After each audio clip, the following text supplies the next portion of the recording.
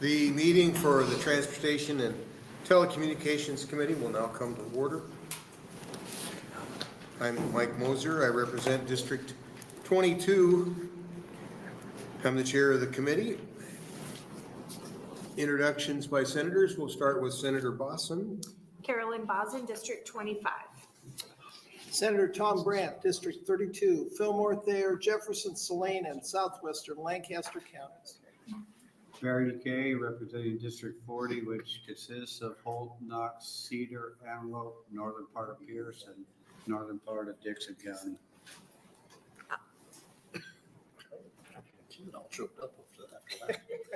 Bruce Boston, District 23, Saunders, Butler, Colfax counties. Wendy DeBoer, District 10, Northwest Omaha. John Frederickson, District 20, Central West Omaha. Our pages today are Ruby and Ethan. Our clerk is Lynn Woody. Our legal counsel is Mike Hibble. There are blue testifier sheets on the table as you come in the room. Please complete that and hand it to the page when you come up to testify. If you're not testifying, but you want to record your presence, sign a gold sheet in the book on the table near the entrance. Letters for the record must be received by 8 a.m. the day of the hearing. Handouts submitted by testifiers will be included as part of the record as exhibits. Please provide 10 copies of any handouts. Additional copies can be provided by the pages. Senators may come and go during the hearing. This is common and required since they may be presenting bills in other committees at the same time. Testimony will begin with the introducer's opening statements. Then we'll hear from supporters, then those in opposition, and then those speaking neutral. The introducer of the bill will then be given the opportunity to make a closing statement if they wish to do so. Please give us your first and last name and please spell them for the record. We'll be using a 3-minute light system today. No demonstrations of opposition or support on testimony are allowed.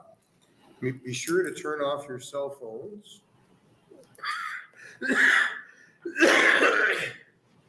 Apologize for that. Or put them on vibrate.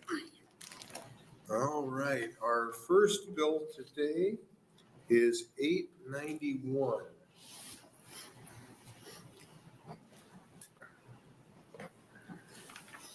Welcome.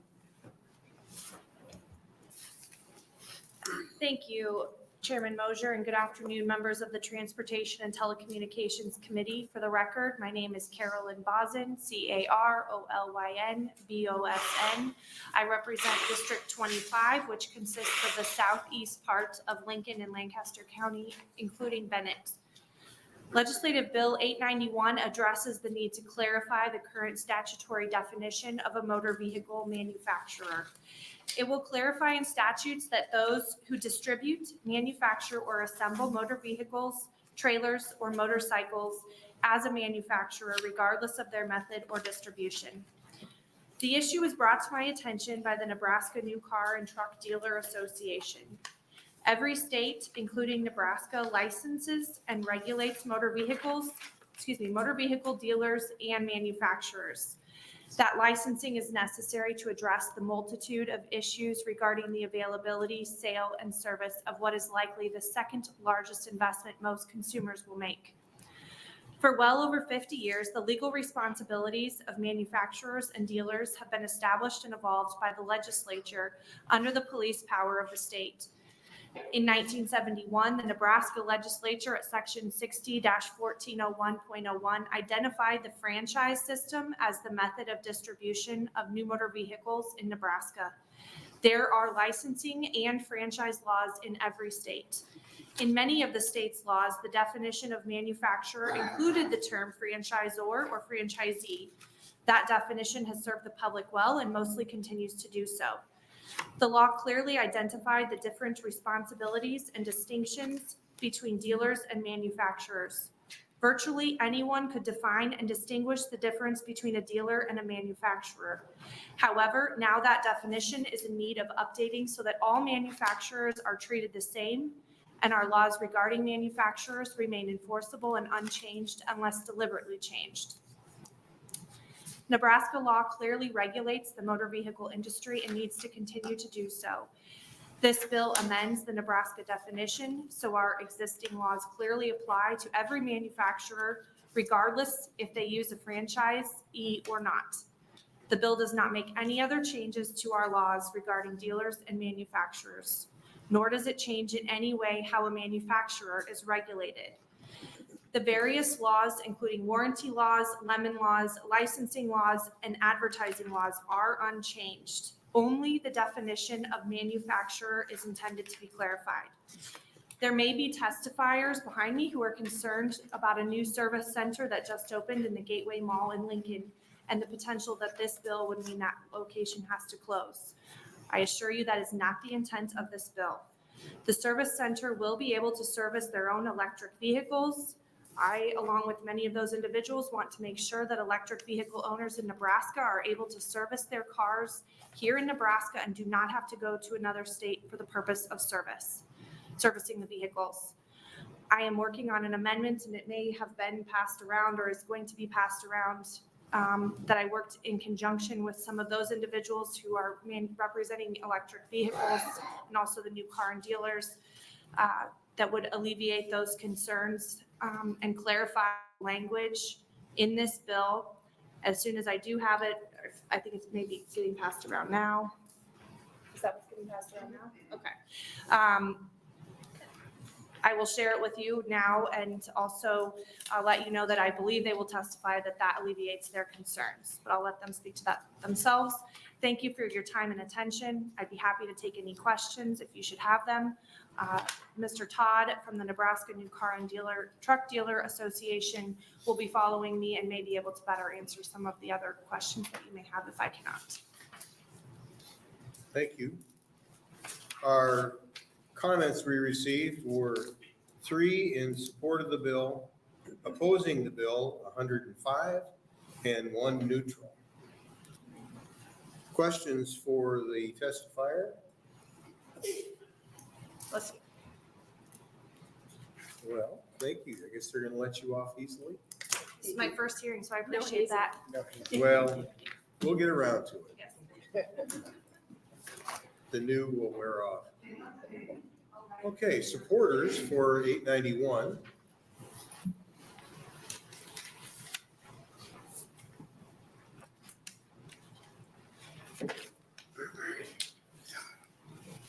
Good afternoon, Chairman, members of the committee. My name is Lloyd Todd.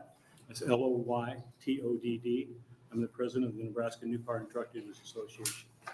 The need for this legislation was brought to my attention from our national association.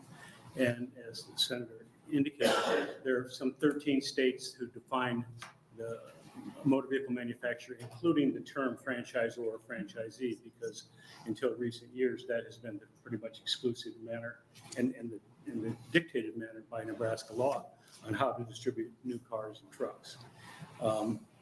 And so we have been working with, we think, all the interested parties to try to find a definition that works, because we still need a definition that works in identifying manufacturers. There are other laws that are beyond the relationship between a dealer and a manufacturer, such as lemon laws, warranty laws, advertising laws, those kinds of things. We still need to enforce laws on manufacturers in their category. And kind of at the last minute, we were approached by the Tesla folks regarding the bill. We thought they were going to be okay with it. Turns out they've got a service center in Lincoln that's already open. We certainly don't want to shut down that business down by any means. It takes care of their customers. And so the amendment that I believe, I haven't seen the final draft of it, but we think there's an amendment that will work for everyone, because we still really need to correct the definition of a manufacturer. And in that regard, we think that works, grandfathering them in and making sure that the citizens of Lincoln are served. Interesting when you indicated the 105 letters in opposition. Tesla has one heck of a network of their customers, and they can reach them, and they can reach them quickly. I'm quite jealous of that. I wish I could get to my dealers as quickly as they can get to their good customers. So with the proposed amendment, we think we can We can work with everybody involved and look forward to correcting Nebraska law in a way that works for everyone. Thank you. All right, questions? State Senator Frederickson. Thank you, Chair Moser. Thank you, Mr. Todd, for being here today and for sharing your testimony. I was just reading over the amendment, and I think it does I would assume that maybe folks from Tesla can sort of elaborate further, but I was also reading the original bill, and I, like probably many of my colleagues, received a lot of emails from Tesla drivers. Can you shed some light? What was the concern of the bill? Because I didn't see anything in there that. The original law that we're changing now, in part reads that a manufacturer cannot act as a dealer. Included in that was a provision that they could not run a service center. Got it. And then the Tesla specific service center was the concern that Well, they were. actually, no manufacturer could run a service center. And the reason for that was my dealers couldn't compete with Ford. Let's say Ford came in and wanted to put in their own Ford service center and in competition with the Ford dealer. Well, the Ford dealer has no chance at all of success or taking care of their customers if they have to compete with their manufacturer. And that's sort of the tone of the entire law.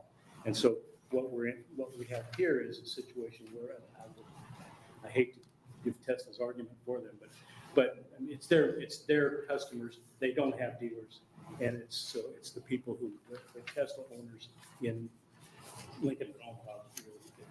If you look at where they are, that want to take care of their own vehicles, they're not competing with their own dealer.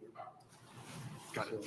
So with the amendment that would allow for the service center to continue, would that also apply to if Ford or Jeep or whoever else were to? It still would exclude them. It would leave the law that's been in place for 70 years in place, with the one exception of the existing service center for the Tesla vehicles by Tesla. Thank you. Senator Kavanaugh, Thank you. Thanks for being here. you could introduce Oh, yourself. Senator too. Michaela Kavanaugh, District 6, West Central Omaha, Douglas County. So we're making an exception in this amendment for Tesla for their current service center, but based on the current law, aren't they in violation of it then? That would certainly be our argument.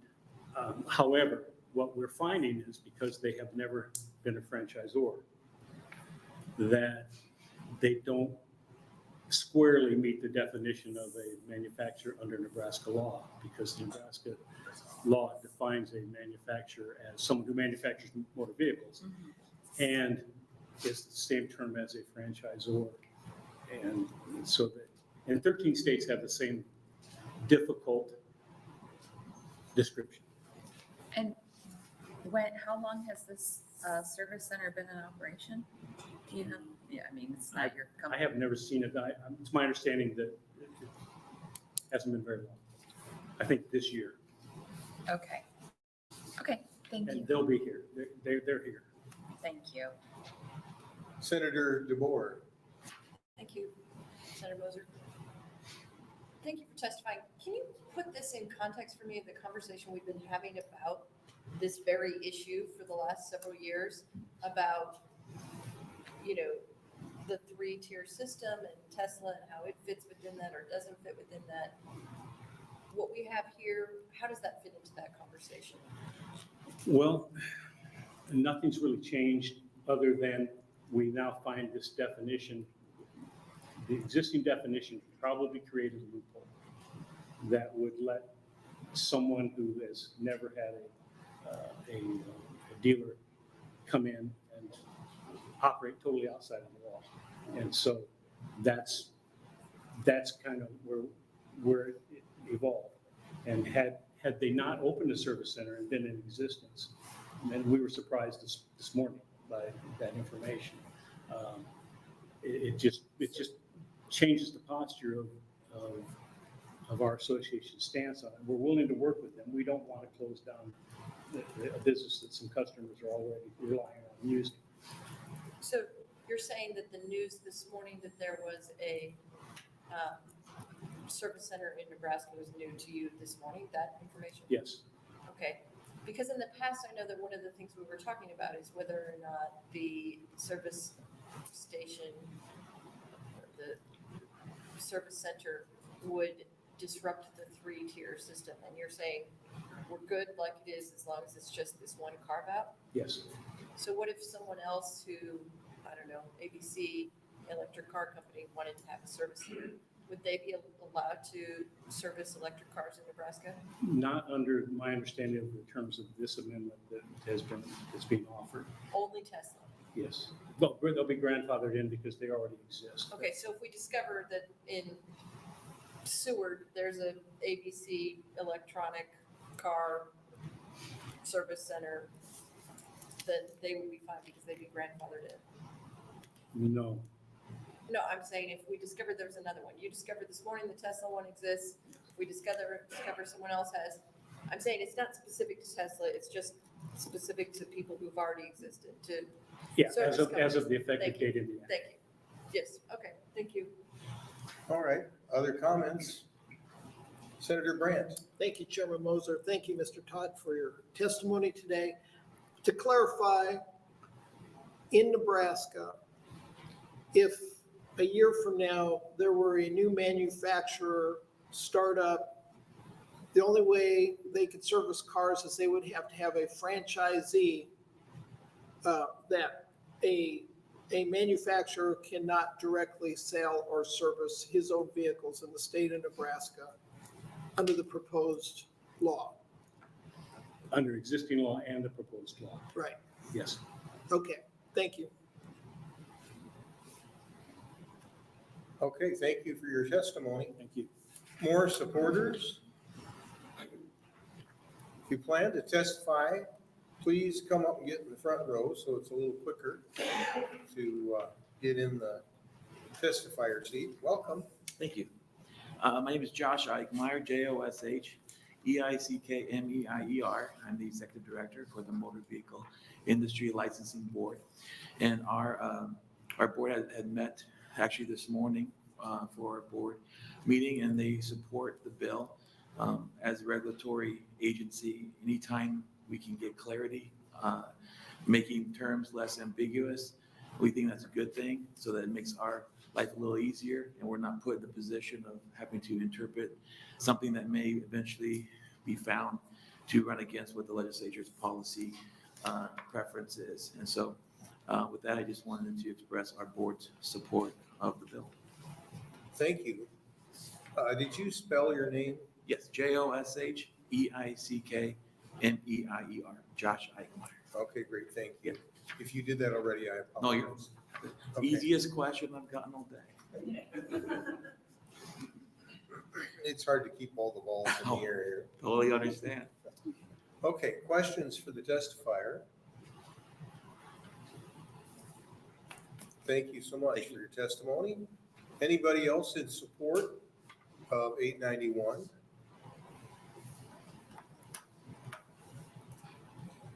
Okay, anybody in opposition to 891?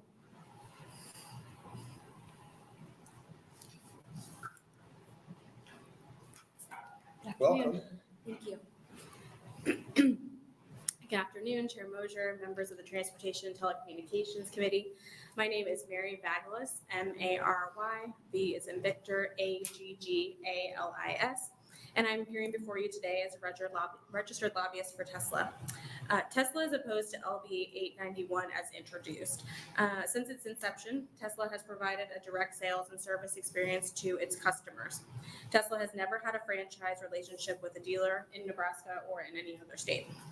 Historically, Tesla owners have been forced to travel to neighboring states to purchase or service their vehicles.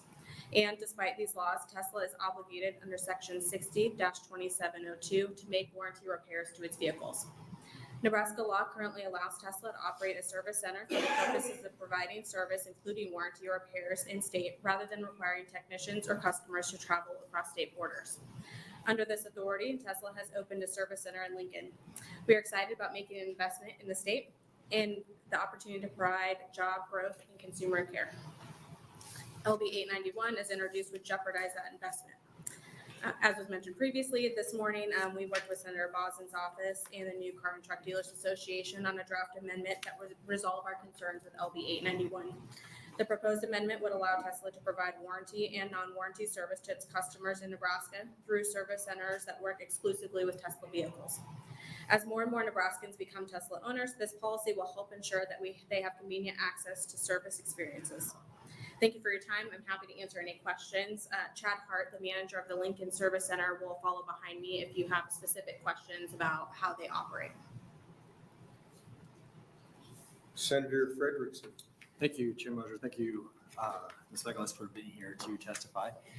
So I have a question just to sort of piggyback on some of the previous questions regarding that with the grandfathering in. Sure. So if Tesla were, or any other company, but I guess we're talking specifically about Tesla, if Tesla were to build another service center elsewhere in the state, so Grand Island, Kearney in the future, would they be allowed to do that under the amendment, or that would be, how would that work with the grandfather? Yes, we'd be allowed to do that under the amendment since we already have a service center in operation as of February 1st. Okay, so you could expand on that? Yes. Under this amendment. Okay, thank you. Sure. Senator Kavanaugh. Thank you. Nice to see you again. So I was just reading over the green copy, and it looks like it's kind of just a cleanup of language. I am not an attorney, so, but if it is essentially cleaning up the language that we had in statute, I guess my question that I had previously posed is, how did Tesla build a service center under the current law? Sure, great question. So if you're looking at the introduced version of the bill, there are a couple of changes, particularly on lines 6 and 7. One is the addition of a comma behind motorcycles, and then the includes language. So previously, essentially, a manufacturer was defined as someone who manufactures and directly or indirectly distributes their new motor vehicle, trailer, or motorcycle as a franchisor. So the definition was tied to that dealer-franchise relationship. This would sort of exclude the dealer-franchise relationship from the equation when we're figuring out who is and is not a manufacturer, and make it broader than the current statute reads. And there was a case in Delaware that sort of raised this question, which is why you're seeing it pop up, as Mr. Todd mentioned, in some other states who had similar definitions in their statutes. Okay. I understand what you're saying, and I appreciate the addition of a comma, especially if you watch the rules debate. Big fan of grammar. But I guess my confusion after being on this committee for however many years we've been here, 6, this is the 6th year, I think. My confusion is hearing other previous years of legislation around the franchise dealership model and taking that context into consideration in this conversation. It kind of seems to go against each other because Tesla has been trying to eliminate that regulation so that they didn't have to operate as a deal in the dealership model. So they then created a service center, but now want to not be considered a dealership or a franchise? Yeah, But they are a manufacturer. so they manufacture vehicles. Yes. Under existing law, that we don't believe that they're a manufacturer for purposes of the warranty and lemon law statutes and provide warranty services in the state. And it's really the decision in that Delaware case that caused us to re-examine the specific language that's in the existing law and its application to those service statutes, particularly the lemon law statute. Okay, so I understand that, but let's just take into consideration flying cars. I was supposed to talk to somebody about flying cars this week, or autonomous vehicles. And we have very specific, like in Nebraska, we don't allow you to drive an autonomous vehicle. I mean, it could be, I don't understand the mechanics of it, but you could have a vehicle that potentially could be autonomous, but you cannot drive it as an autonomous vehicle because of our laws. And if you have to buy a car like that, you would have to buy it outside of our state, presumably. And so would we then be required under the Lemon Law to allow that company to come in and have service stations because they can't sell them here in the state, but they have to service them? And why do they have to service them in the state that you reside, not the state where you purchased it? I'm Sure. sorry, So I'm just down like a winding hole here, Mary. I'm sorry. No, you're fine. The autonomous vehicle statutes apply to the vehicles themselves, not necessarily to different manufacturers. So the autonomous vehicles that are in state statute now apply to Tesla, apply to Ford, apply to any type of vehicle. And the amendment as drafted would depend on existing service centers in terms of the exemption. So it would maintain the existing dealer franchise requirement and particularly with the narrowing of the language in the introduced copy, which would not be excluded under the amendment. It would exclude new manufacturers entering the market from putting a service center here.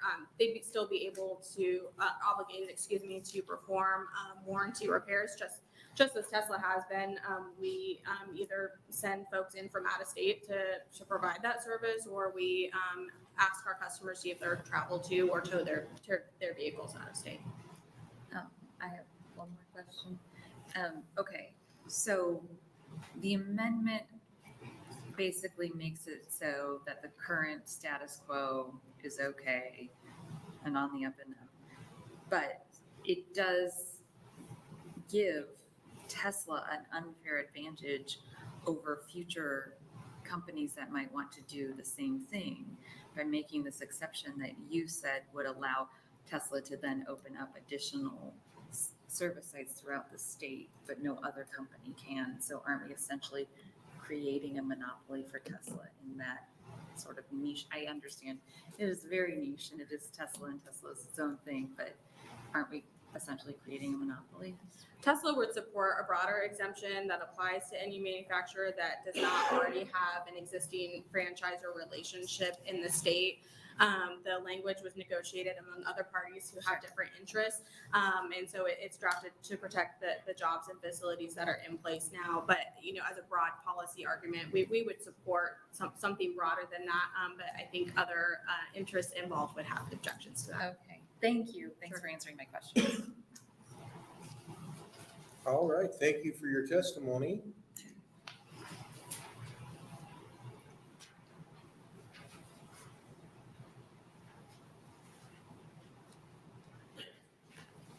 Welcome. Thank you, Chairman. My name is Chad Hart, C-H-A-D-H-A-R-T. I am the service manager for the Council Bluffs and Lincoln location, now that we have a Lincoln location.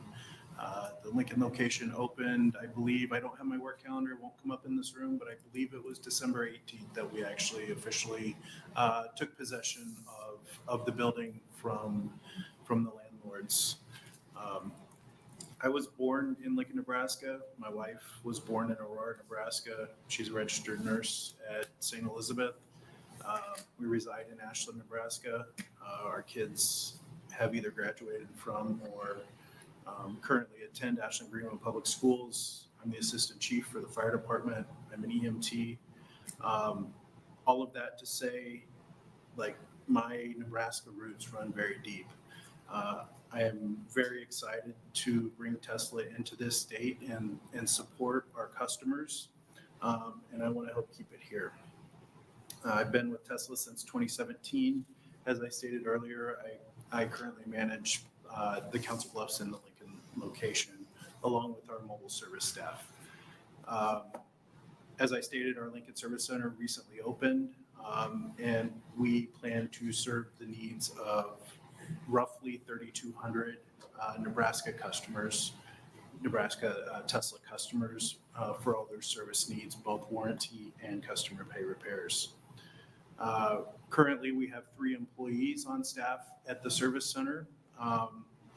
As I stated, we just opened, but a typical Tesla service facility will employ around 25 employees. A full sales, service, and delivery location is nearly double that. So prior to this service center opening, Tesla service centers would have to drive to Iowa to have many of their vehicle repairs made. If you're familiar with Tesla, we own and operate our own sales and service centers, so we don't contract with third parties, dealerships. We like to think that if we sell a car, it should work, and if there's an issue, we want to fix it because we are the experts on that car. Our service technicians and advisors diagnose and maintain and fix our customers' cars efficiently. We're not incentivized to provide upsells.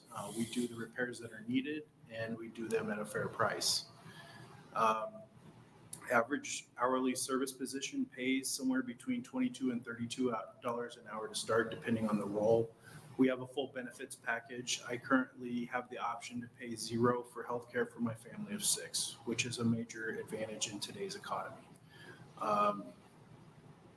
If I were at my previous dealership, that would have cost me hundreds, if not thousands of dollars a month for that healthcare package. Okay. Questions? I assume you drive a Tesla? Yes, sir, I do. Cool. Okay, thank you for your testimony.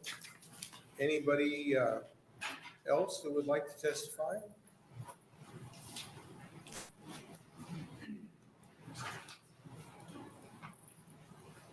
Welcome. Hello. Good afternoon. My name is Melanie Kirk, MELANIEKIRK, and I'm here in my capacity as an individual testifying regarding this bill in opposition to 891. I wanted to make sure that the members of the committee had a personal look at how this statute change, this bill would impact Nebraskans. My husband is a mobile service tech for Tesla, and he has been since 2019. And he has been, he's needed to go to Council Bluffs to pick up the parts that he goes to all across Nebraska to fix Teslas. And we are very excited to have a place here in Lincoln that he could go to pick those up. I can tell you as a Tesla owner that it is amazing, the mobile service that they have. I know that my husband's customers really love him. There are individuals all across the state. It's not just doctors and lawyers and businessmen that own them, but farmers own Teslas, and individuals all across the state, clear out into western Nebraska, own Teslas and enjoy them. And my concern when I read the bill was that the way that it was written, it would make it so that that Tesla couldn't operate mobile service, which would cost my husband his job. And so I came to ask you not to do that. We have 4 boys in our house, and we rely on the health care that's provided. 2 of my children are disabled, and it's very important to us. And I'm asking that you consider that as we are Nebraskans that support this economy. Okay, questions for the testifier? Yes. Senator Decay. Thank you, Speaker Mosier. Your husband has a mobile unit that goes around and does warranty He work. does. Are there any service days available for Tesla's owners to take them to, like in Council Bluffs, Lincoln now, or is it all? So there had been services that they could have provided, they could provide in Council Bluffs, and now with the new service center in Lincoln, there's a place for them to bring them. But also the mobile service depends on the repair, and honestly, I'm not really the right person to ask, but I can tell you that some repairs he can't do if it requires more than one person or something like that, but he does an awful lot of work all across the state for different Tesla owners. So like a Tesla dealership, cars on the lot, there's none of that?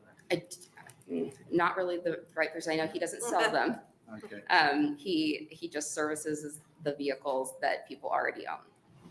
Okay, thank you. Thank you for your testimony. Other opposition? If you're going to testify, come up and get in the front row. Get kind of queued up more closely to the seat. Welcome. Hi. Please state your name and spell it for us. I am Joel Gimbel, Joelgimbel.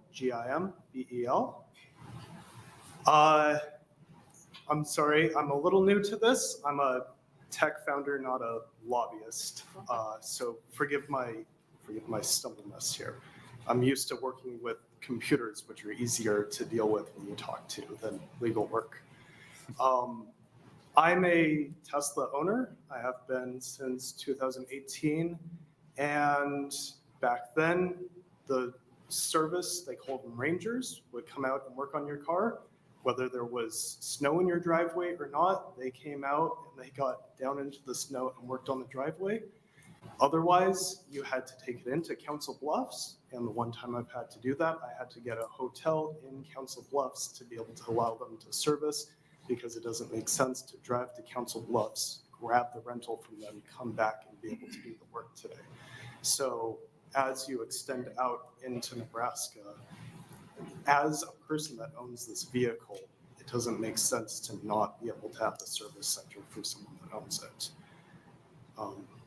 That's my testimony. Okay. Questions from the panel? Thank you for your testimony. Appreciate you appearing today. Thank you. Sorry, the other thing, Kavanaugh, as you mentioned, this needs to make sure that this isn't just for Tesla. This needs to be brought into other companies that are coming in to make sure that if I want to buy a Rivian or if I want to buy any other vehicle that's coming out, that service centers are allowed for those other vehicles. I have no idea what those are, but I trust you. Okay. Thank you. Other opponents?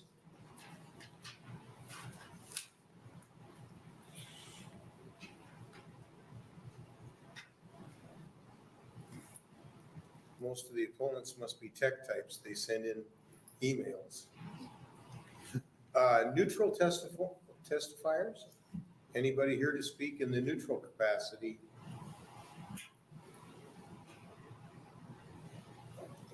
Okay. Senator Bosn.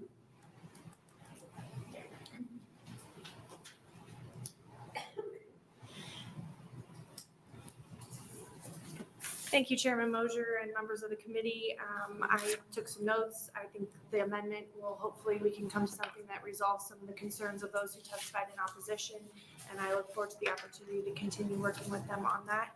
I know you weren't here when I gave my long spiel, and I'm happy to share it with you on or off the record if you have questions. Otherwise, I can answer any questions before I sit down. Must have answered everything very well. Thank you. Thank you. All right, that closes our hearing on LB 891. From there, we go to LB 900. Senator Brandt. Yes, thank you.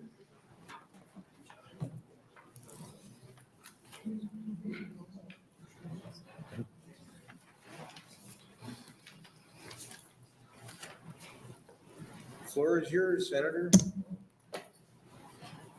Good afternoon, Chairman Moser and members of the Transportation and Telecommunications Committee. I am Senator Tom Brandt, T-O-M-B-R-A-N-D-T. I represent Legislative District 32, Fillmore, Thayer, Jefferson, Salina, and southwestern Lancaster counties. Today I'm introducing LB 900.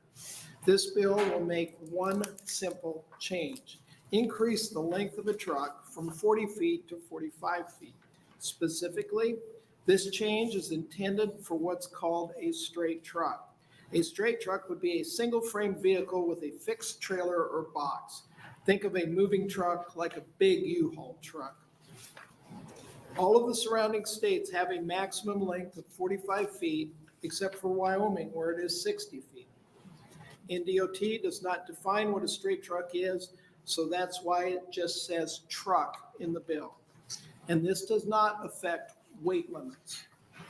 This was brought to our attention by a constituent, and he will be testifying after me today to explain how this affects him and why we brought the bill. And just for fun, I am going to read you the proposed change. And a truck may exceed the 45-foot limitation, but shall not exceed a length of 45 feet. That's the whole bill. So if you guys have any questions, I'd be happy to answer. But I would say the testifier right behind me has a wealth of knowledge, is a truck builder, and can answer a lot of your questions. Questions? 45 feet total length, Bumper to bumper. and it's not for a tractor trailer thing, it's just a straight truck. No, and I think he can go through the examples with you. He's got some handouts. Okay. All right. Thank you. Supporters for the bill?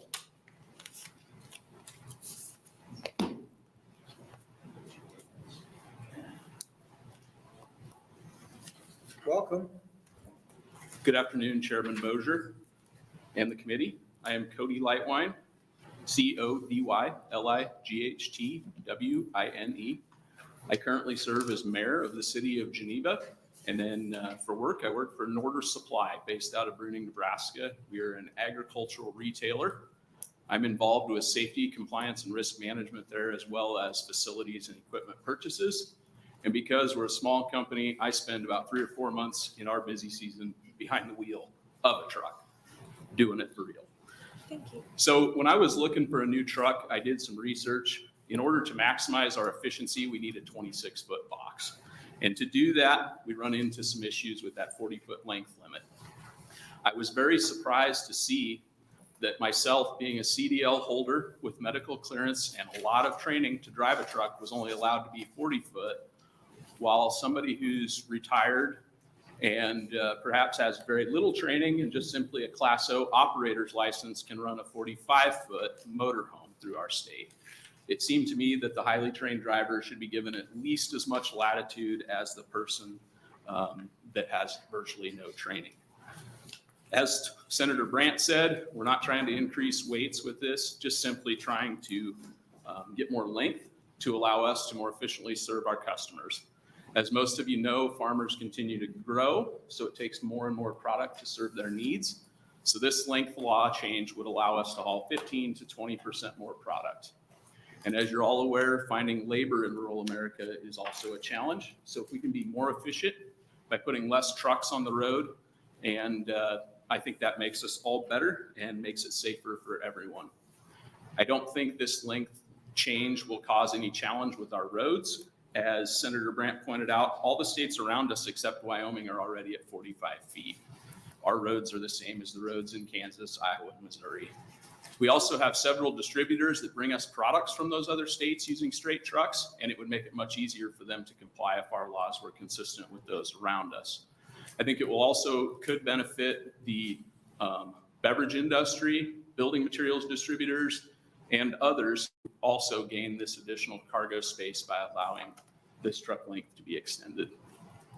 In summary, I would encourage you all to support this bill as we move through. I think it will help out people in general, and I really can't see who it would harm. Questions? Senator DeKay. Thank you, Speaker Mosier. When you extend the length of the truck from 40 to 45 or Wyoming to 60 feet, are you just extending chassis, or are you going from single axle to dual axle to possibly triple axle? I don't think you would see any more axles due to this. It's mostly just extending the chassis and allowing more space. Very few of the trucks on the road are actually running at their maximum legal weight. So extending the chassis, is it going to put any undue pressure on it? Weight that's already allotted for that chassis? No, it won't change the gross amount you can carry or the axle weights that you can carry. All right, thank you. Senator Kavanaugh. Thank you. Thank you for being here. Did you become mayor after Eric became commissioner? Yes. Okay, well, congratulations on the new job. So if we extend the length of the truck, you just said to Senator DeKay that we don't actually already utilize the full weight allotment. Are we going to run into the risk of people going over that weight with that extended amount of footage?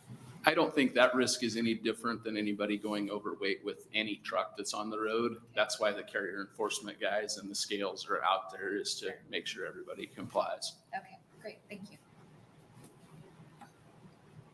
What's the limit for semi-trucks? Semi-trucks are governed by federal law, and there is no limit on the length of the truck tractor but the trailer is limited to 53 feet of overall length. And what about, like tandem trailers or pump trailers? That is governed by Nebraska statute, and I believe that length limit is set currently at 65 feet. So for your, like what I would call a rock hauling truck, where you've got the dump truck and then the pup behind, they're limited to 65 overall. But your 45 feet is inclusive of the tractor part, the sleeper. Correct. That's from front bumper to rear bumper. And other than height, I can just about get a 45-foot truck through a fast food drive-through. What's the advantage of driving a straight truck versus a semi as far as hauling things? A little bit more of efficiency for us if we've got somebody that needs 10 boxes of seed instead of 17 boxes of seed. Also, it's easier to find drivers because you only have to have a Class B CDL versus a Class A. And there are still some farmyards we go to where a semi just can't turn around in there because of the nature of the layout. And I think it's also, you see a lot more straight trucks in other industries too for those same reasons, like your Pepsi trucks and things like that. It's the difference between Class A or Class B CDL. Yeah, it's a lot less complicated to back up. It is much easier. The trailer always wants to go the wrong way for me. Any other comments? Thank you for your testimony. Thank you. Anybody else to speak in support?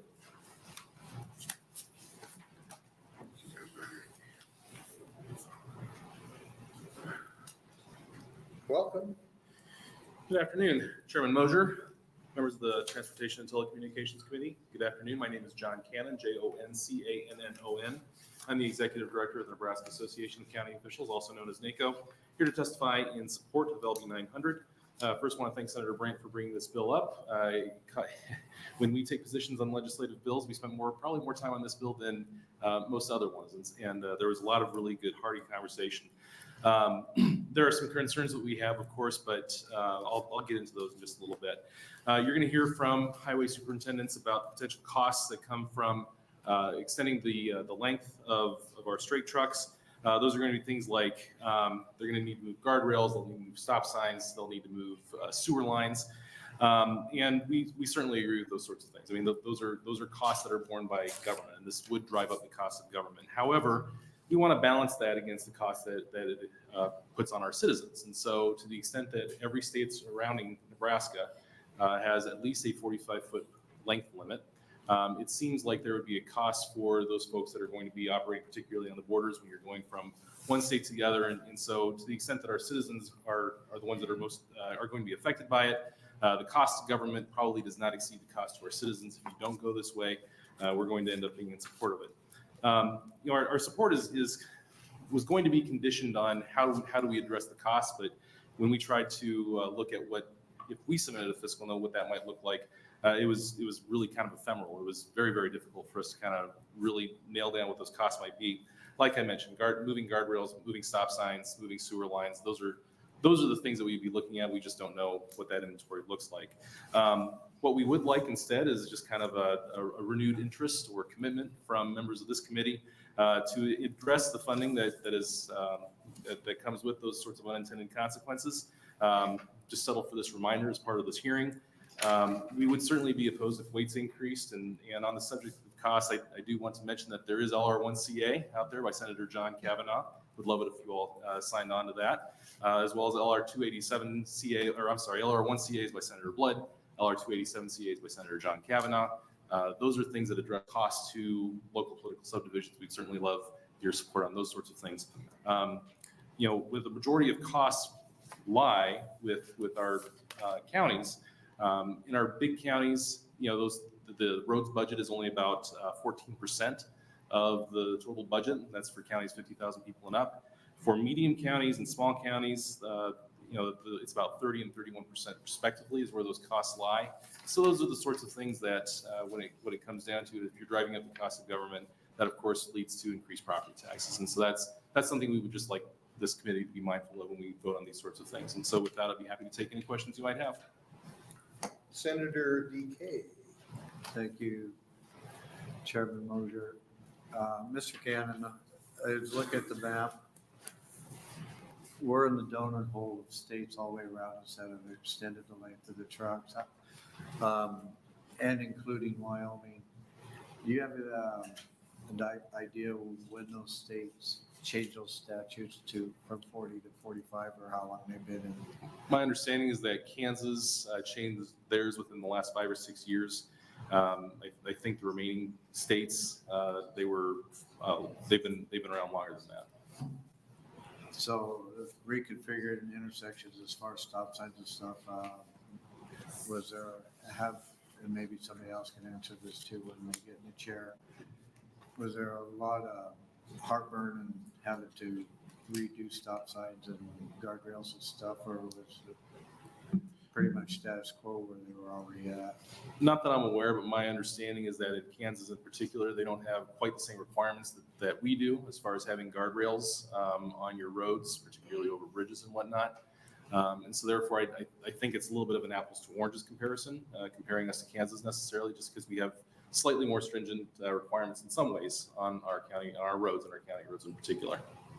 So guardrails would be in conjunction to turning onto a lane rather than running parallel to the guardrails, because it's not going to affect the width of the truck, it's just the length of it, right? Yeah, the length, but yeah, if you've got something that's near an intersection, that's certainly going to affect your turning radius to a certain extent.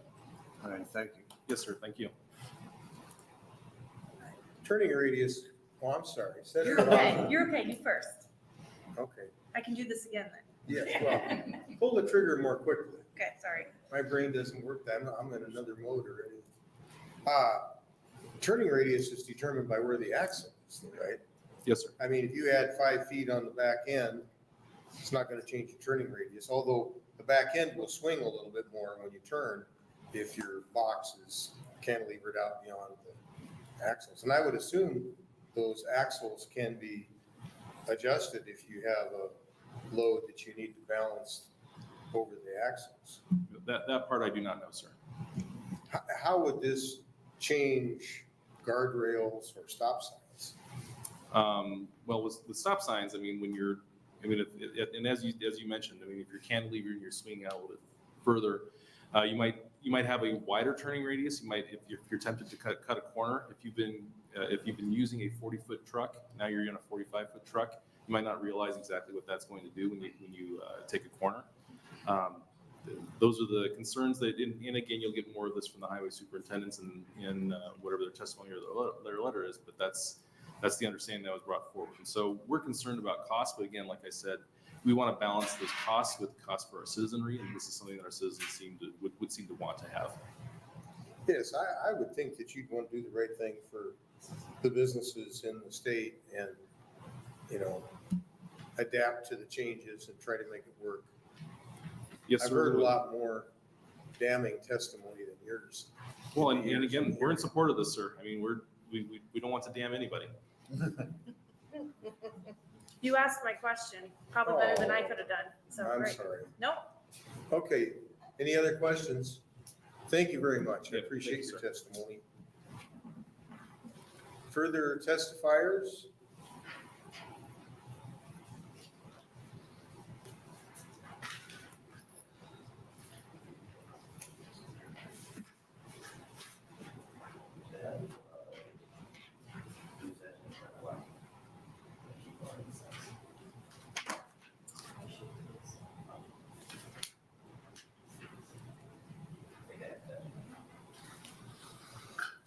Welcome. First time testifying in this session, and it's obvious. Good afternoon, Chairman Mosier and members of the Transportation and Telecommunications Committee. My name is Adam Feser, A-D-A-M-F-E-S-E-R.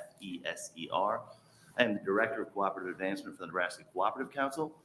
Council is a statewide nonprofit trade association representing nearly all of Nebraska's supply and marketing, agricultural cooperatives, and several rural electric and telephone cooperatives as well. I'll be extremely brief. Several of Nebraska's cooperatives have locations that cross state lines. We feel it makes sense to align the allowable truck length in Nebraska with those states, since cooperative vehicles may need to cross state lines. And I thought Mayor Lightline did an excellent job laying out some of the benefits that, frankly, I hadn't even thought of. Thank you for your time. If you have any questions, I'll do my best to answer them. Questions? Thank you. Good point. Further testimony? Come on up.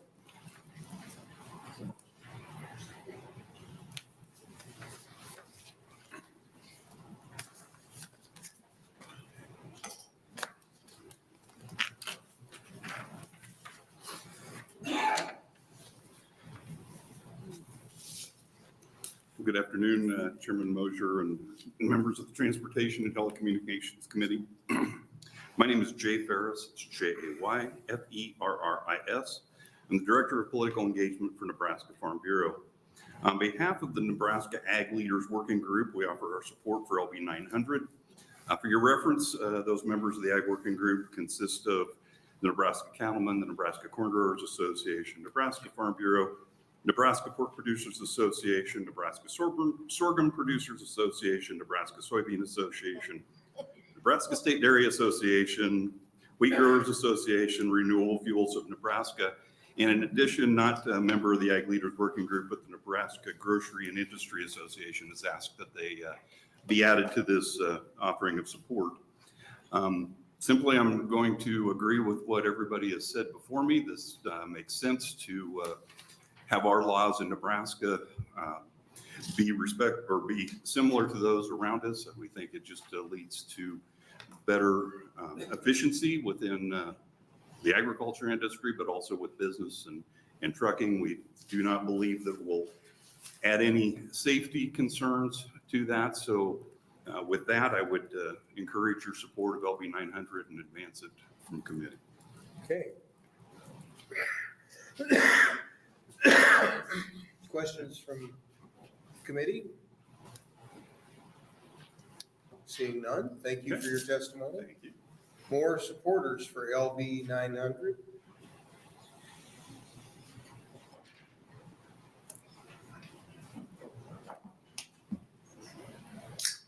Welcome. Chairman Mosier, committee members, my name is Jack Peets, Jackpeetz, and I'm with the firm, lobbying firm of Peets and Company, and we represent the Nebraska Trucking Association. I've also been authorized today to speak on behalf of the Nebraska Petroleum Marketers and Convenience Store Association.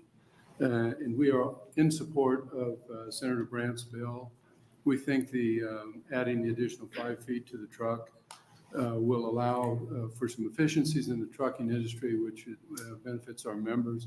I think you'll also see some added efficiencies and a little bit of safety with convenience stores now being able to add 2 more pallets to that 45-foot truck and get into neighborhoods and deliver, and at some point in time, maybe relieve the need to bring a small semi in there for convenience stores. So essentially, this bill allows us to come into compliance or to equal what our sister states do, with the exception of Wyoming, which has been noted as at 60 feet. But it does allow for efficiency of the shipper and probably a little bit of a cost savings to the merchant in that they're able to get a couple additional pallets of product delivered to their facility with not much, if any, additional cost of transportation. So we're in support of the bill. Thank you. All right. Any Questions from the committee? Seeing none, thank you. Okay, thank you. Yes, more supporters? Further support for the bill? Opposition? Is there anybody to oppose the bill? Anybody to testify in the neutral?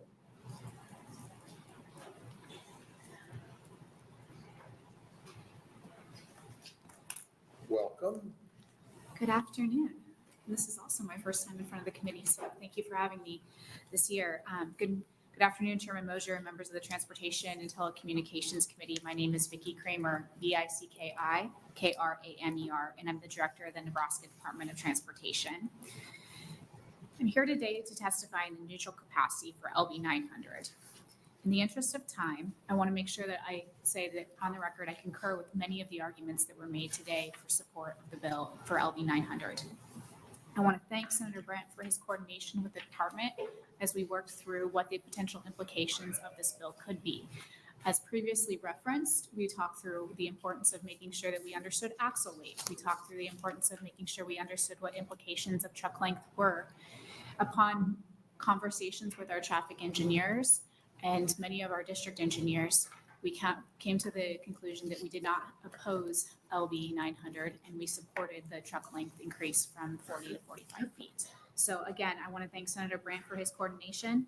And just as an anecdote, one of the things that I had not considered coming into this testimony was the CDL requirement. In conversations with many of our stakeholders, CDL requirements become harder and harder to come by.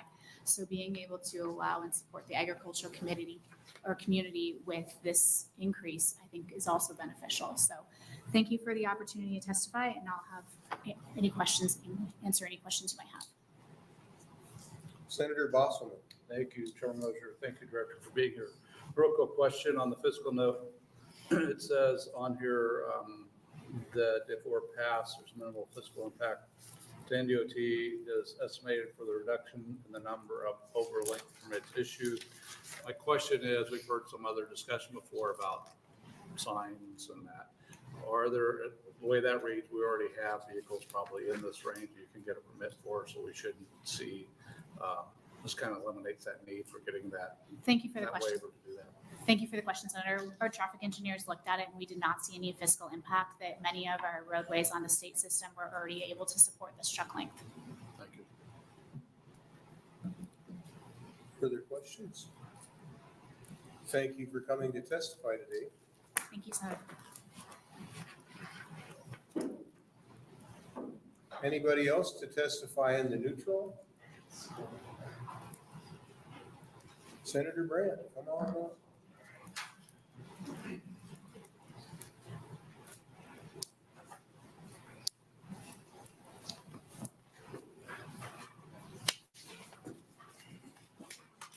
Well, that was fun.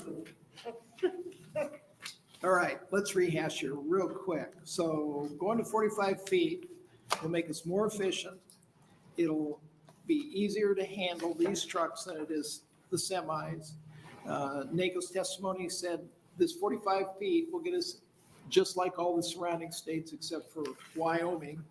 The co-op council, and I don't think most of us realize this, and I served on a co-op board for 9 years, and our co-op has a strong presence in Kansas and Nebraska, and this has always been a problem for us on a lot of these rules between the two states. So this will make it better. Obviously, you have Farm Bureau and all the ag leaders supporting this and the trucking association. So what more can I say unless you have some questions? Senator DK. Thank you. You talked about Kansas or neighboring states. Is there any penalties in place now if Kansas brings a truck into Nebraska to a lumber yard or something that's 45 feet length now? Well, they would have to probably comply with Nebraska law. So, I mean, if you look at like Highway 81, we've got a weigh station right there that they would have to go through the port of entry and be in compliance with our laws. But I can look into that and get back to you specifically. So they would have to comply with the length besides the weight? I would assume so, yes. Or get a permit. Okay, any other questions? You had everything so organized, nobody's arguing. I like it. Doesn't happen very often. Yes, thank you. Thank you. Okay, we received no comments on Senator Brandt's bill. That brings us to our next bill.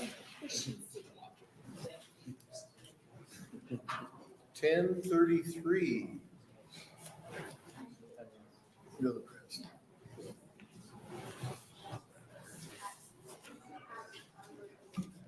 On 1033, we had 14 proponent comments. We had 2 opponent comments and 1 neutral comment. Have a seat. pages, if you could.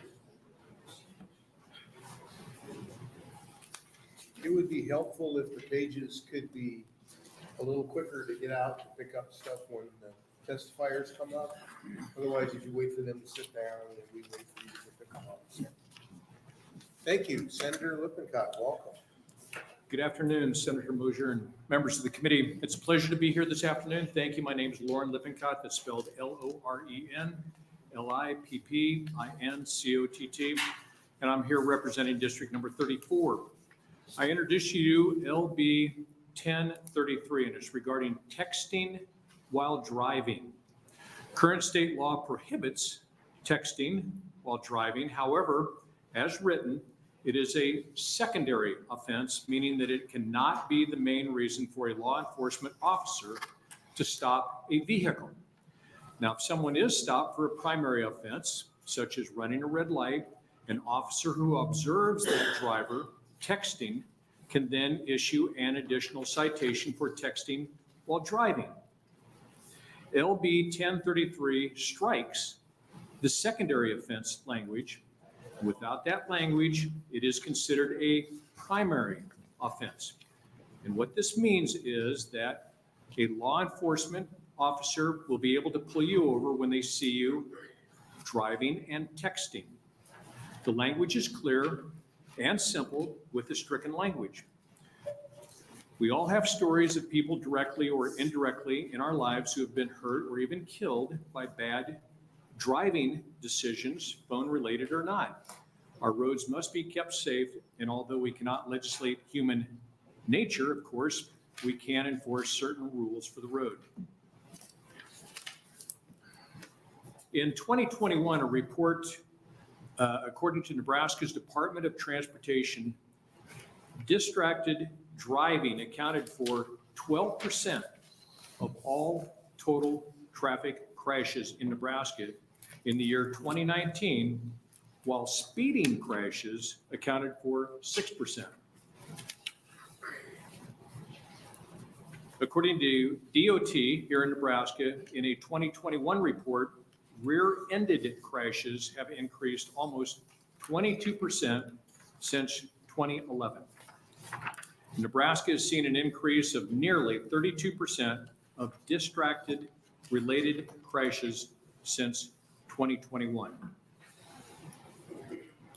I would just add that nationwide, each day, due to drivers who are distracted while driving, account for 9 people being killed each day and over 1,000 injured every day. And then just to summate here, right now in Nebraska, it is a law that texting while driving is illegal, but it's a secondary offense. 44 states have made it a primary offense, like what this bill is trying to do. So we want to join those 44 states, become the 45th state to make this offense a primary offense and not just simply a secondary offense as it is today. Okay, questions for the testifier? Senator Brandt. Thank you, Chairman Moser. Thank you, Senator Lippincott, for bringing this bill.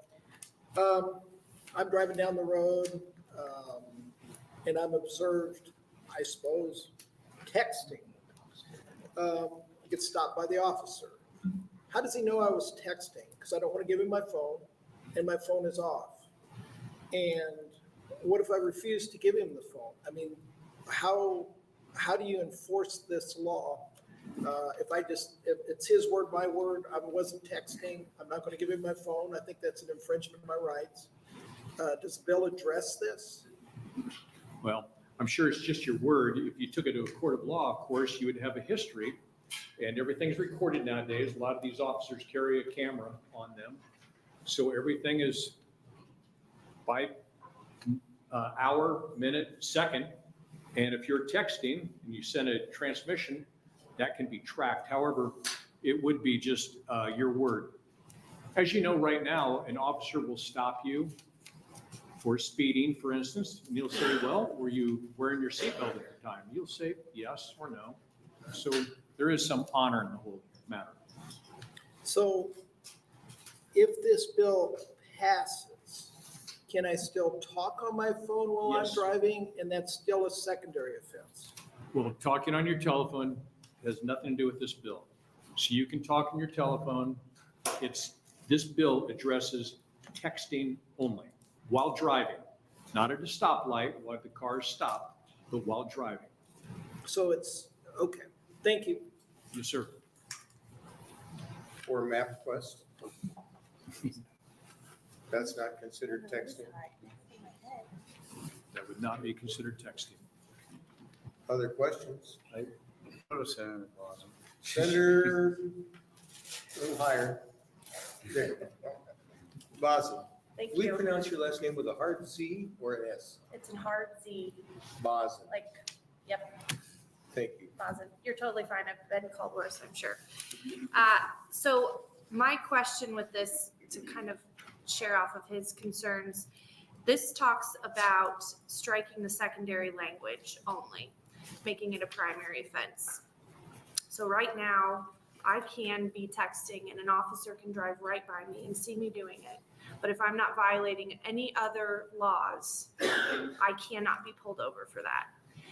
And this would say that if I'm holding my phone like this, and you have a reason to believe that my finger punching is a text message and you're an officer, you can now pull me over, contact me and ask me questions such as, what were you doing on your phone, right?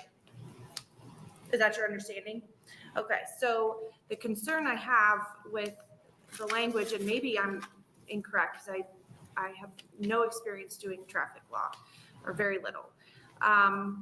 This says, no person shall use a handheld wireless communication device. So my phone will Bluetooth into my car. Am I using my handheld communication device when it's Bluetoothed into my car, which then reads me a text message over the speaker system? Excellent question. No, hands-free is permitted. Okay, and where do you see that? Can you tell me where that is in the language? Or is that through statutory interpretation? I'm not trying to have a gotcha moment. I genuinely don't know the answer. On page 3 and line 6 and 7, line 7 specifically, it says, or hands-free wireless communication device. Okay, So again, on line 5, it says handheld wireless communication device does not include an electronic device that's part of the motor vehicle or permanently attached to the motor vehicle, or a hands-free wireless communication. So in other words, I can be wearing my little iPad or iPhone earbuds and say, hey, Siri, call my brother. And I can just talk hands-free. and that is, you That's believe that okay. qualifies under this definition of what is and is not a handheld communication device for purposes of enforcement? Yes. In other words, I can send a text message wirelessly because I'm not You mean through your Bluetooth? correct. Yes. Okay, That's my question. other questions? Senator Kavanaugh. Thank you. Thank you, Senator Lippincott. Following up on what Senator Bosn said.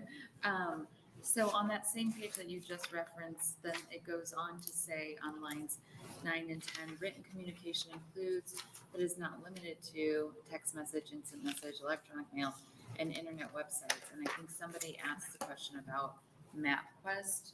And I know you say if it's permanently attached, like if you have a holder, but what if you don't have a holder and you have MapQuest on your phone and it's just sitting there in your middle console or something like that? Like if your phone doesn't actually attach to your car and you have it on speaker and it's calling out the directions, is that accounted for? Again, if you have MapQuest, you have your phone mounted up here, that's fine to use that. But if you don't, if you have MapQuest and you have an old jalopy and you, it doesn't sync to your car and it's nowhere to put it, it's just sitting on the seat next to you calling out on speaker the directions. It's okay. It's the actual, it's like this and doing this, texting. Yeah. But just having it up here and it's okay. Okay, thank you. All right. Oh, boy. Let's start with Senator DeVore. Thank you. So what would be probable cause to, in your mind, to pull someone over under this new primary offense, right? So if I have a phone in my hand and I'm not doing anything with it, it's just in my hand.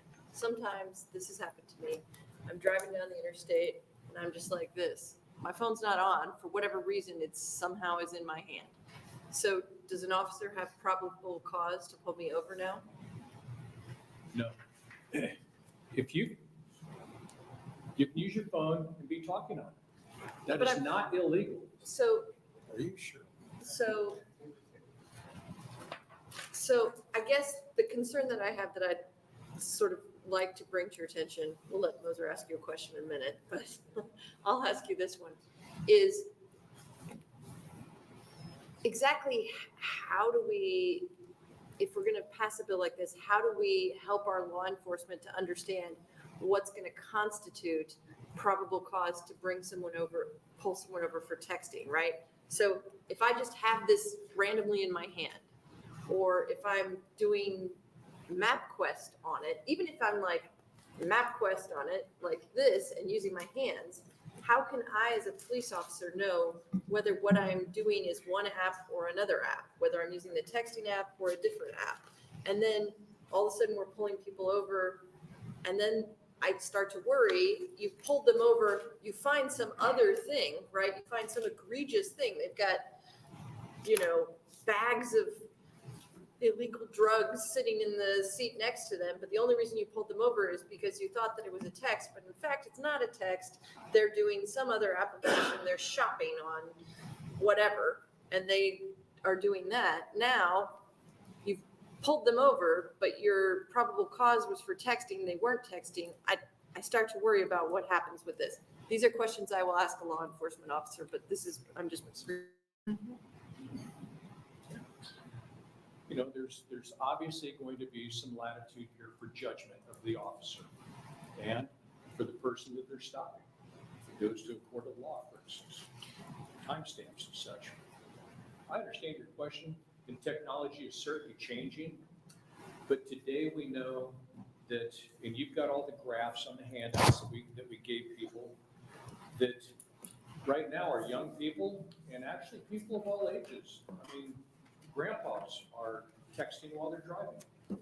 I've done it. All of us have done it. And it's not good. We as parents need to be able to say to our kids, don't text and drive, it's illegal, and I'm not gonna pay your fine.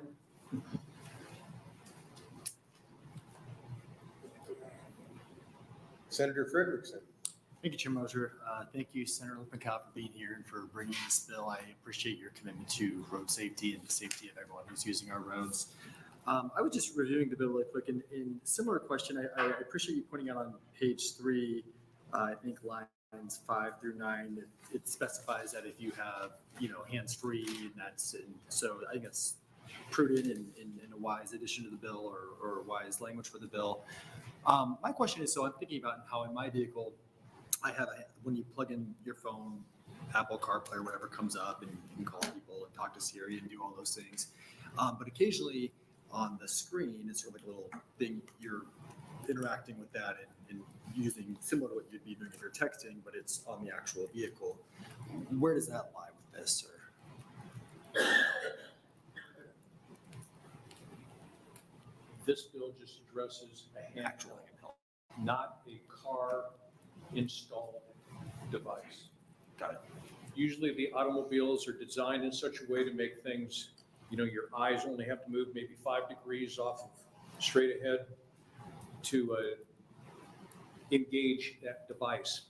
Whereas oftentimes this is over here, or it's distracting.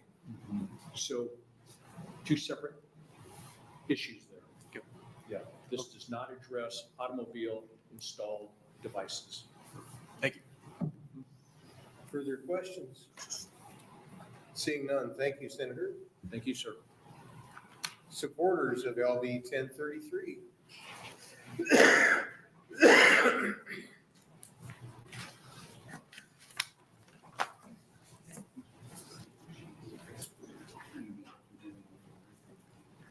afternoon. Welcome. Senator Mosier, honorable members of the committee, my name is Tim Owens. I'm a lieutenant with the Douglas County Sheriff's Office. I've been employed by them for 23 years. I'm in charge of the community action team and also an accident investigator for I head up the accident investigation team. The Douglas County Sheriff's Office and the Nebraska Sheriff's stand as promoted to LB 1033.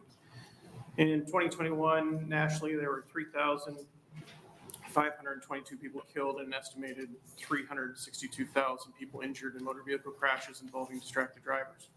Contributing to that, some of the distractions were handheld devices or the manual manipulation of cellular devices.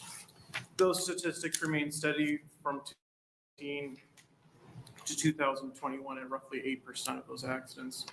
In Nebraska, distracted driving was a factor reported in 3,924 crashes that claimed the lives of 19 people in 2020.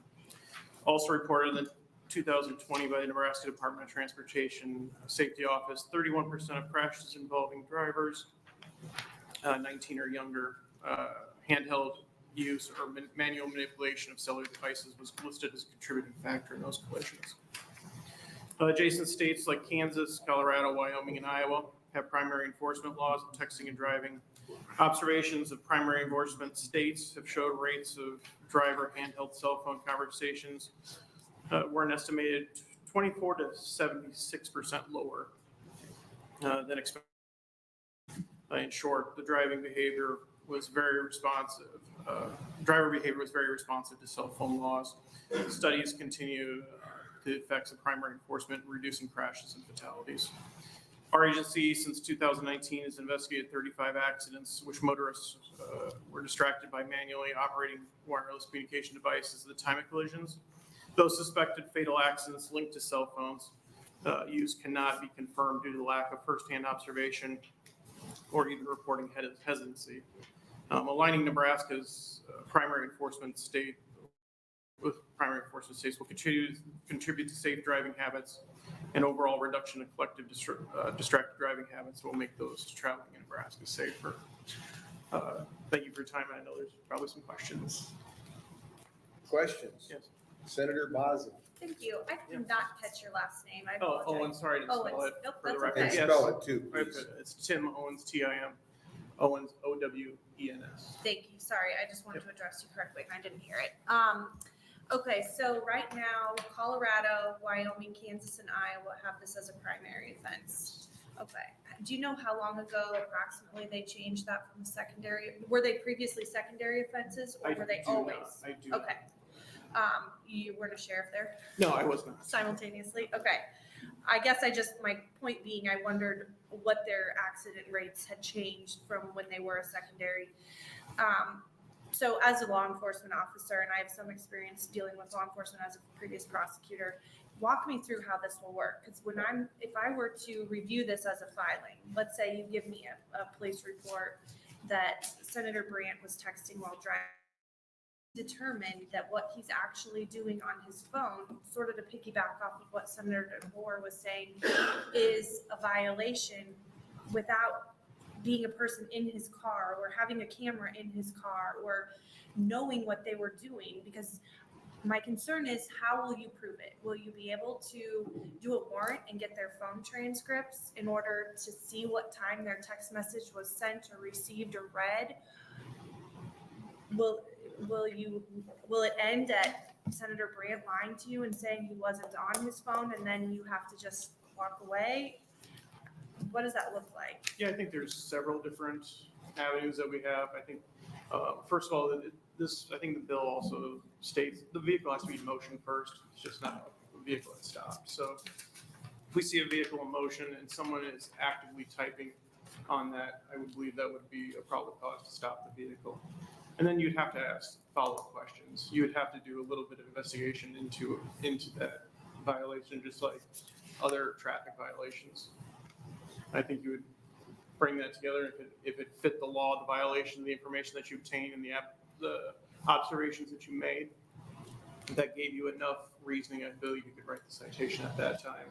Now, if the vehicle was involved in an accident, I would say that the confiscation of phones would be with the seriousness of the accident. If we were involved in a fatality accident, we will take the phones and download it, especially if we have information from witnesses that appear that maybe the offending driver was on the phone at the time of the accident. But just for us to take phones at a normal traffic stop, I would never. The seriousness of the offense would sort of dictate what level of intense investigation you would be able to do into someone's phone. Absolutely, just like any crime that we investigated. So the example that Senator Lippincott gave was a seatbelt example, and in my experience with law enforcement is that you can actually pull up behind a car and tell whether a passenger or a driver has the seatbelt on, because you can see that little gap between their shoulder and the car in most circumstances. So that's something you can see from behind them, as opposed to just relying on their word when they say, yes, I was wearing it. Your eyes can tell you whether that's true or false. And so with transitioning this from a primary to a secondary offense, I assume you've done patrol on the roads. Yes. Can you give me a rough example of how many times you see a driver texting with no other violation that you could pull them over for? I mean, I think most people see it all the time. I mean, I do see the distracted driving that doesn't automatically lead to a secondary offense, or the primary offense. But I think as any licensed driver, we've seen an increase over the years of it. The proliferation of cell phones being inside the vehicle and being basically distracting the driver as they go down the road. I think it's increased tenfold. Certainly. Well, I thank you for your service and thanks I for answering appreciate my it. questions. Senator DeKay, still have a question? Yes, thank you.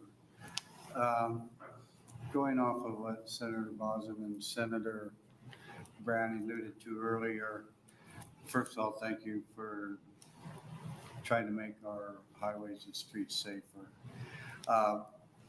With that, how do you know, if say what Senator Brandt alluded to earlier, how would you know if that is and he denies a text and you confiscate the phone, how do you know if that's a typed in text or a voice text at that point if it's on record?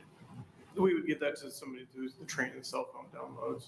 I mean, there's obviously classes that are taught on the downloads to mirror those images and to link that information up. I'm not trained in the cell phone downloads. But there is ways of dealing, ways of figuring out if it's typed in or voice. There is ways of connecting it to it, yes. Thank you. Yep. Senator Brandt? Thank you, Chairman Moser. Thank you for your testimony today, and thank you for all that you do. The example with the speeding is a little different because they usually walk up to the window and you say how fast you were going. And it's like, well, no, I kind of wasn't paying attention. And then you usually give me an exact number because you've got a radar gun on the car, and that's indisputable evidence. It's a calibrated thing. I think everybody recognizes that. In a terrible accident where you confiscate the phones, you can do that today. We do that today because we're going to prove that the phone was the cause of the accident. So this really has no bearing on this. We are talking just about vehicles in motion.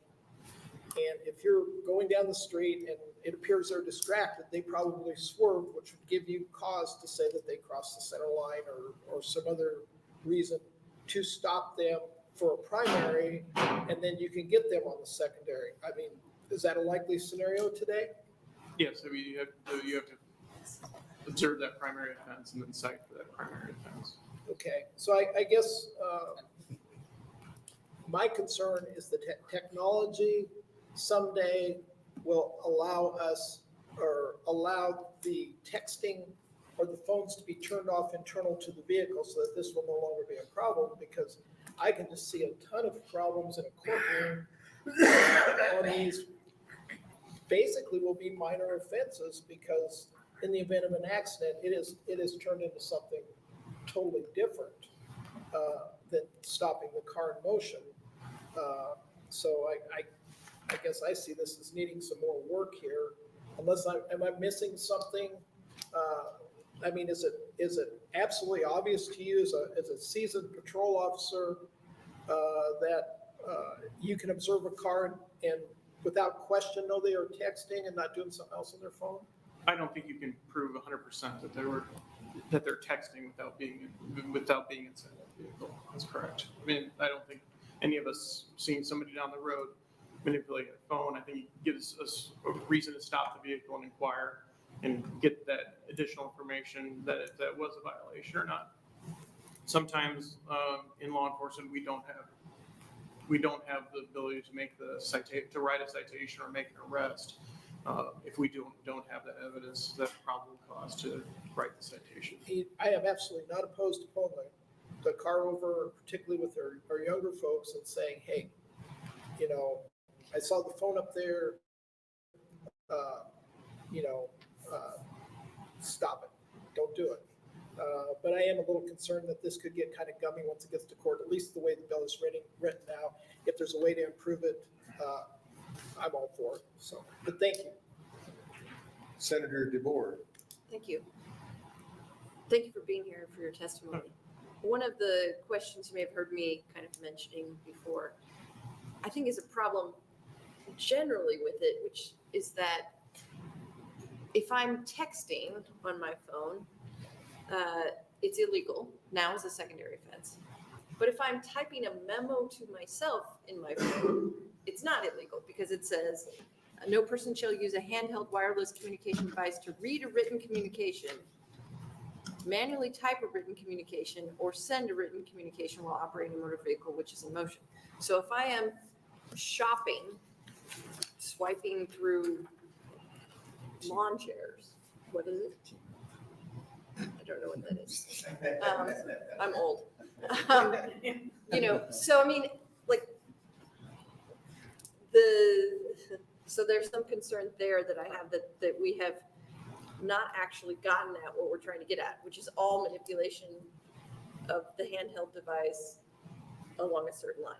Okay, so that's the first thing. Because I know there are a lot of people out there who are doing other things on their phone besides just texting that is making them equally dangerous. Would you agree that if I'm shopping on my phone, it's equally dangerous to texting? That's correct. That would fall under distracted driving. Okay. So you have a way now of handling that by calling it distracted driving? Well, that's what we're basically jumping in, getting all of these actions is lumping into distracted driving now, is that we're seeing that it's just not text messages, it's the manipulation of the phone, it's everything. I mean, distracted driving could be eating and drinking in your phone as well. So but the cell phone seems to be the primary new device that's leading to the increase in distracted driving. So do we have a crime of distracted driving right now? No, it's not. We only have the wireless. So, okay. So then what constitutes probable cause? I mean, I teach college kids from time to time, and they think that you cannot see their phones, but you can see their phones underneath their desks. They're not great at hiding it. I get that. But like, if I am looking at something that has nothing to do with my phone, I don't even have my phone, I don't even own a phone. I'm looking down at a piece of mail or something. Now you think I'm looking down, I must be texting, and you pull me over. How does that work? No, I would say there'd be something more. I need something more to pull you over for. Okay. I would need to see you actually manipulating your phone So you need the phone in order. Yeah, I just can't pull you over and say you were looking down. Where's your phone at? I don't think that's fair. Okay. All right. Thank you. Didn't you ask one already? Just one. I have. Oh, Senator DK. Thank you. So probable cause actually could be a lot of different things: speeding, driving left to center, driving off the shoulder of the road. There's a lot of reasons that you would have probable cause to stop and investigate what's causing that cause the driver to act and drive the way they are erratically, right? Correct. Thank you. Well, while we're on the topic, if you have your phone on, say, a little clip that clips on your dash, and you're listening or watching YouTube on your dash, is that illegal? I believe there is a watching of television statute still on the books, but. Is my phone a television? I don't know if that, I'd have to really look into that, but I would say mostly under this statute, you'd have to be manipulating into writing communication. I would see just having a video going as a violation.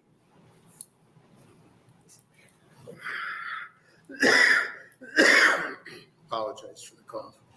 Yeah, I think watching DVDs or television, I think, is illegal.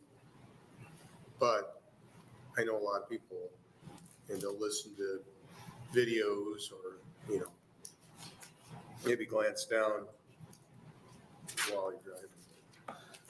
Could watching somebody else drive and text be a distraction for you? Yes, I mean, there's plenty of distractions in our vehicles as well, yes.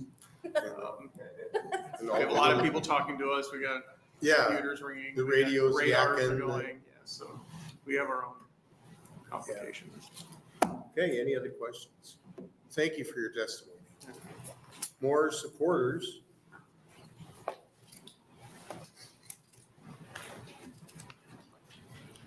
Welcome. Well, thank you. Good afternoon, Chairman Moser and members of the Transportation and Telecommunications Committee. I am Eric Keppe. That's ERICKOEPPE. And yes, I've written right at the top, spell my name, so, because usually I forget. I am the president and CEO of the Nebraska chapter of the National Safety Council. We are a Nebraska-based not-for-profit organization that provides resources, education, to prevent both personal and economic injuries, accidents, and health hazards. Of course, I'm here testifying in support of LB 23. And I probably won't read all the way down through it because we've talked a little bit about this, but you know, I think the important thing to note here is that we're talking about lives here. We're talking about lives on the road. And the officer testified and the senator testified to the number of 19 people. 1,282 people injured in distracted driving crashes. We have a lot of laws that are on the books that are there to prevent harm, and this would be one of them. This actually is a law in our books. So I also want to say Nebraska is among the 48 states, which is very proud, 48 states that have instituted an all-driver texting ban. But Nebraska is only one of 3 states that makes it a secondary offense. So as we talk about that, and we talk about enforcement, there's 45 other states that could probably help our law enforcement through this process.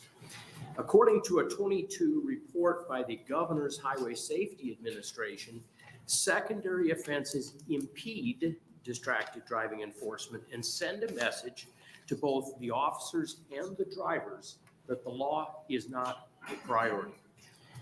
I also want to point out the last year that we had a study done by the NDOT is that about 9 out of 10 respondents, almost 90% of the people who responded to this poll supported allowing drivers to be stopped and ticketed solely for texting while driving. So that's the last year they conducted that poll. So I would encourage you to pass this through. This would put us right at the top for enforcement. Now, I will say that if you want the ultimate solution, it goes to the senator's comment. I think we had a bill in 2019 or 2020 that would do what a lot of states have done, and that is go to a handheld ban. You cannot be holding your phone. So if you'd like the ultimate solution, if you ask me, I supported the bill back in 2019 that would go to a hands-free bill. Then you eliminate the whole thing. You're not holding your phone. You cannot manipulate it. In the interim, this bill would be a great thing as a step towards that hands-free. Thank you. Questions for the testifier? Senator Bosn. Thank you, Chairman Moser. Why not just make distracted driver primary offense? So I support it making a primary. I support this bill for sure. No, I mean, distracted driving in general. In general, I would, Primary, mean, I think it, I think we seatbelts should, aren't a primary offense. well, I wish it But- was. But what's the difference? And I appreciate, I mean. Yeah.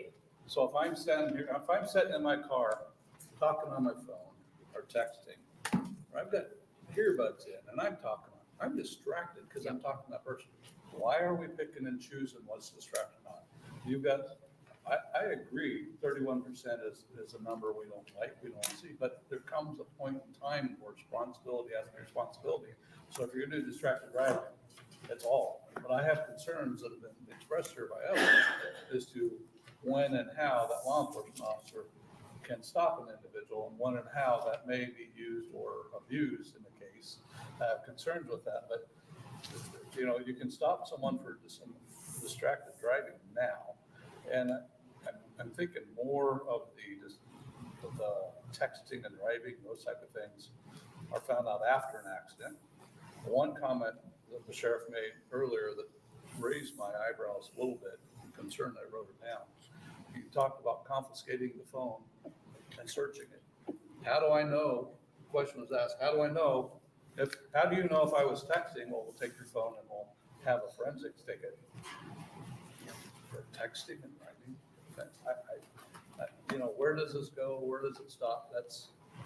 Yeah, so, Let you answer. absolutely. I would, a couple things to say. One is, part of this bill, and the officer, deputy sheriff mentioned it, there is a large degree of people are going to comply if it's a primary offense, right?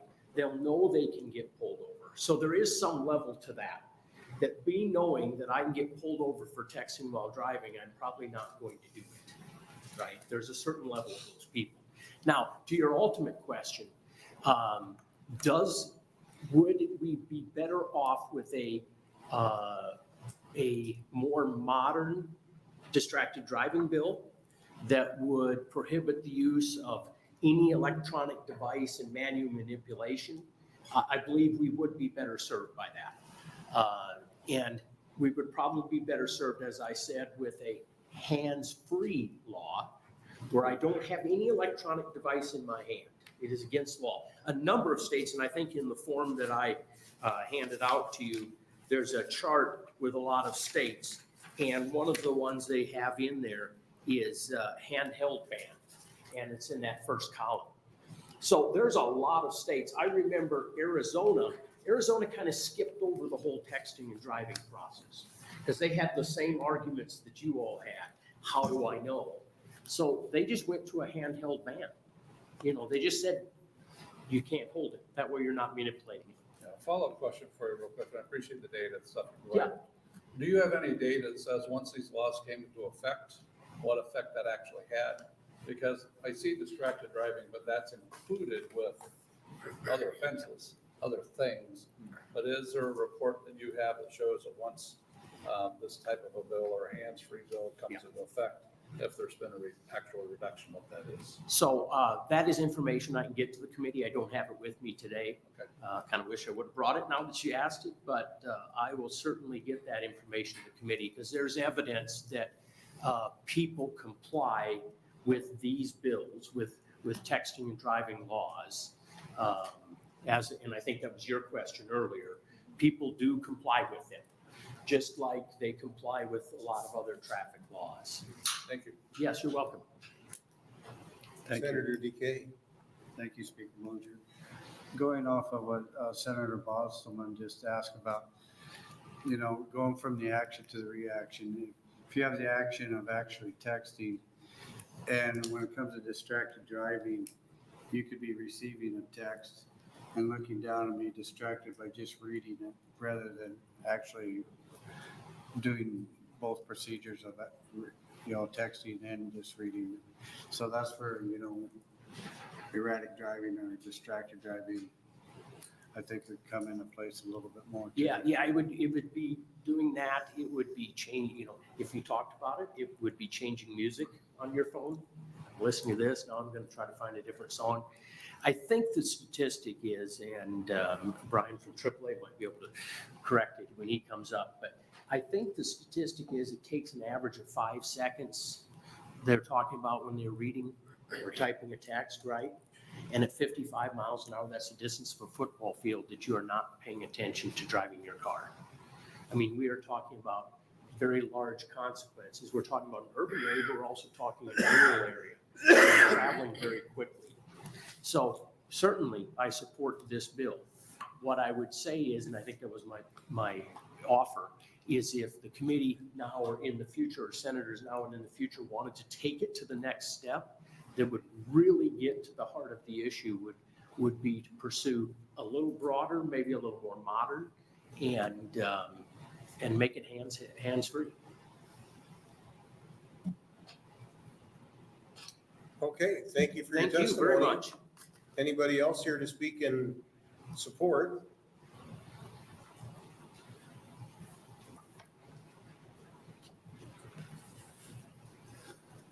Welcome.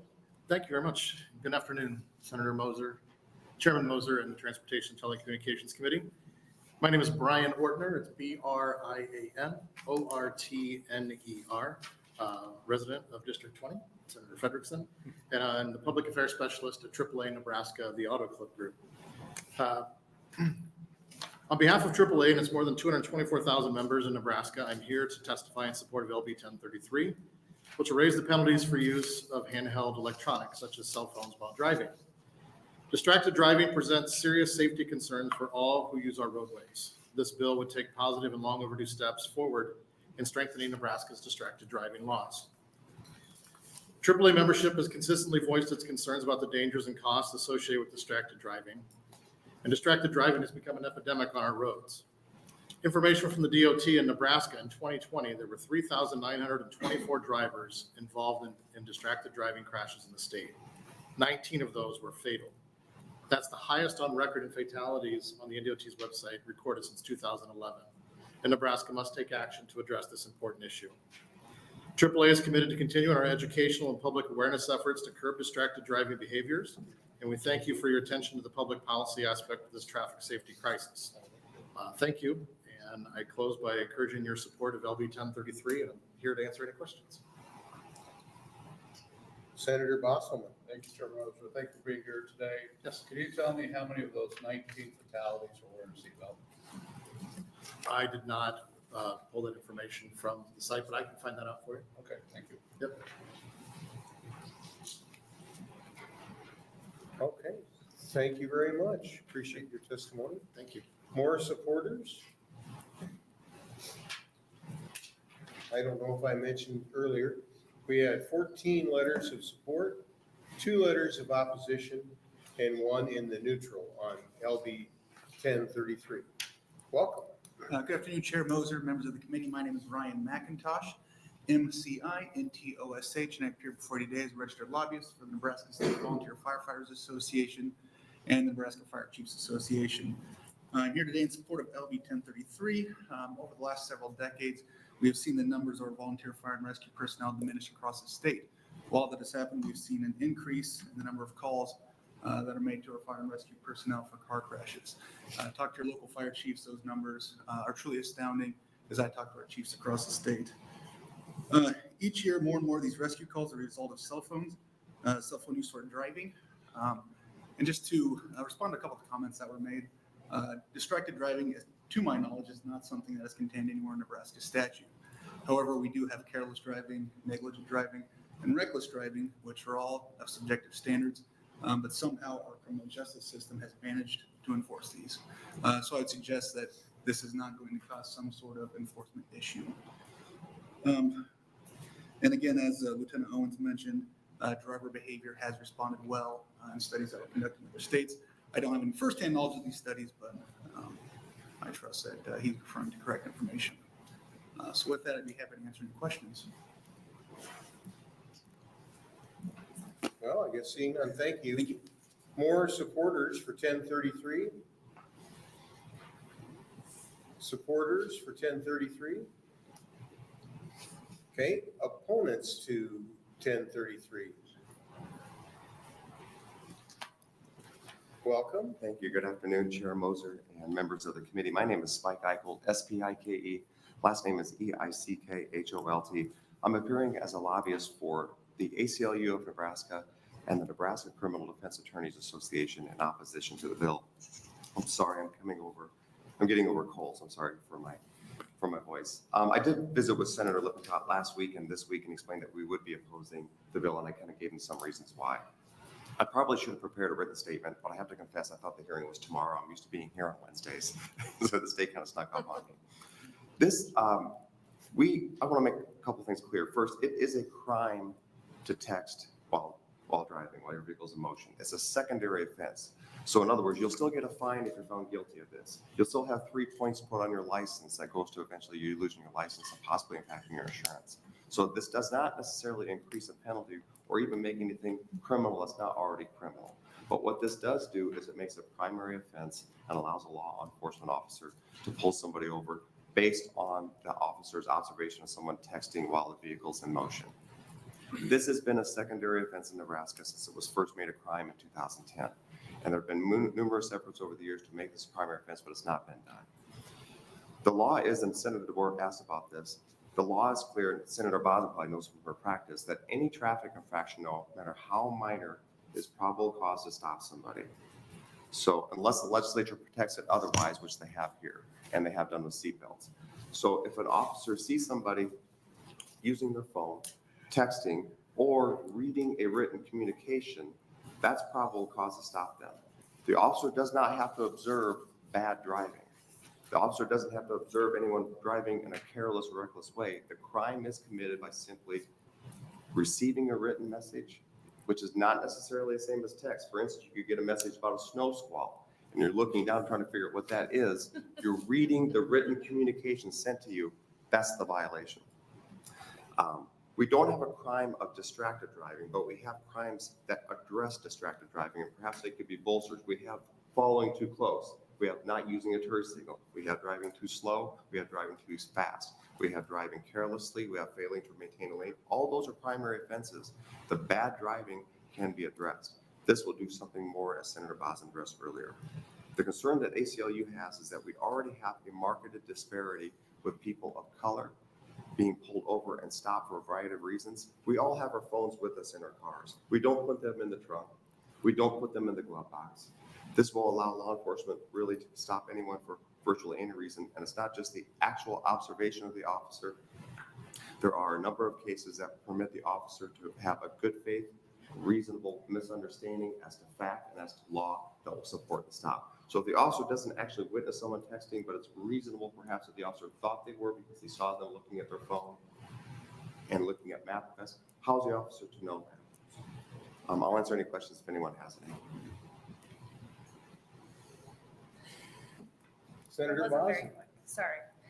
I just want to follow up. So I'm not sure I followed what you said. Is it your position that you can be pulled over if all you see is someone texting while driving? You just can't be ticketed?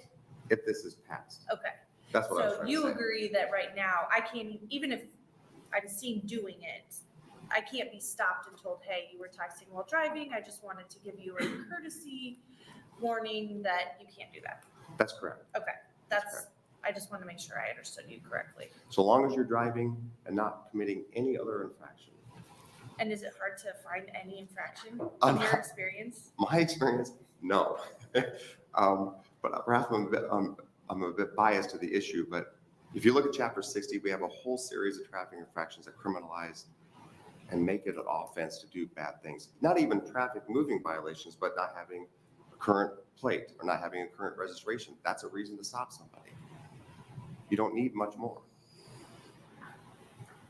Senator DeBoer. Thank you. So this bill intends only to, the senator said, only to be about a handheld device, this. If I have a console on my car, it doesn't count, right? Right. But I know those consoles on the car, if somebody sends me a text, it's going to light up briefly. So there's going to be a light. If it's at night and there's a little bit of a light coming from there, I would think an officer would say, that's probable cause for texting, or any number of things can cause a light like that to appear to be a phone. Have we just sort of, I don't know, eaten our own tail now with sort of this continuous regression of, well, that's probable cause and Well, that's the concern that we have, part of the concern. I mean, during some of the proponent testimony, in my opinion, there was kind of a conflation between cell phone use and distracted driving.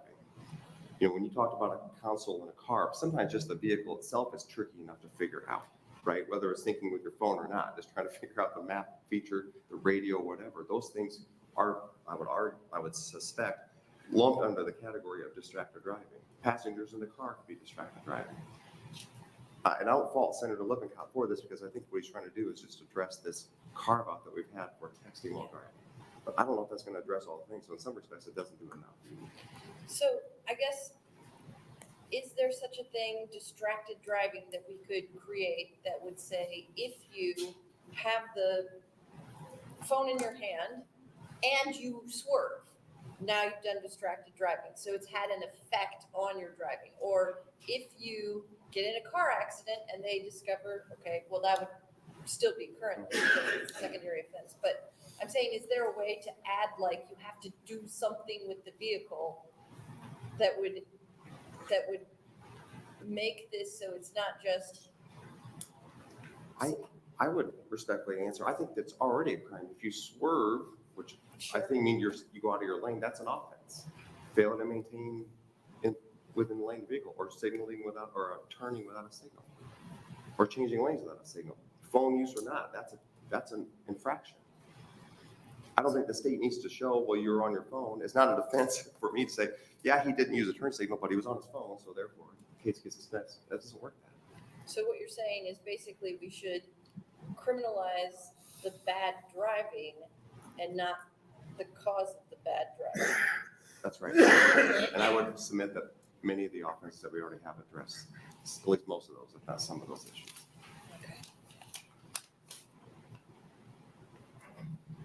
I have some follow-up questions based on that. Yes, Senator Bosn. So two things. Is it your position then that hands-free legislation would be a better all-encompassing solution than pigeonholing us into a cell phone, or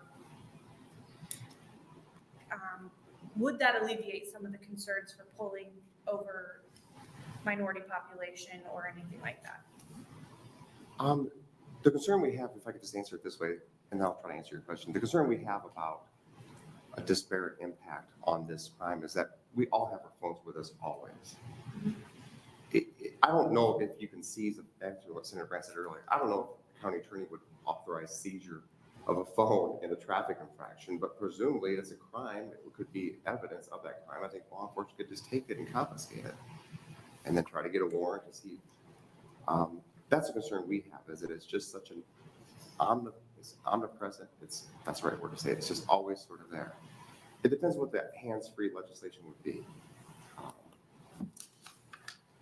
It's difficult, and this is probably not correct to say it, but young kids are good at this phone stuff. I have to do talk to text. I can't type as fast as some people do, but some people, my 17-year-old can do it one-handed, just like this, like nothing, and look me right in the eyes and text me with his friends, do it all the time. We've all seen that, right? So I don't know how you address the issue. I think ultimately what you want to have is safe drivers. You want to hold people accountable for driving poorly. I don't know if this does it, because this simply allows law enforcement to stop people if they see them texting or reasonably believe that they're texting. And to that end, because I can call you from my watch without ever touching my phone. Yeah. Well, you got a better watch than me, but yeah, that's something. So I can communicate, I can read texts. I actually just got one from my babysitter, which made me think of it, and communicate with individuals, with other senators, with yourself, from my watch without ever touching that. And this legislation doesn't. That doesn't address it, which I kind of mentioned to Senator Ward. Maybe this doesn't do enough, because it could be as distracting just to talk to somebody on the phone as you're driving, if not more. Okay, other questions? Thank you. Appreciate your testimony. Other opponents to 1033? Opponents to 1033? Are there some neutral testifiers for 1033? Senator Lippincott, you're recognized to close on your bill.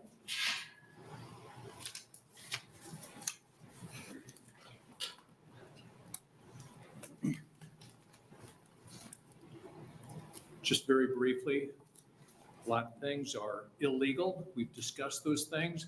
This is just simply changing texting from using handheld devices for texting, interaction with handheld devices from a primary, or correction, from a secondary to a primary offense, so the police can stop. In researching this, I came up, it was 25 states currently banned handheld cell phones. And we just heard a few moments ago, it's up to 34 now. So there is a movement of preventing handheld devices from being a distraction to drivers to hopefully eliminate a lot of accidents and deaths that we're seeing amongst people of all ages. So I ask that you would support this bill. Okay, questions for Senator Lippincott?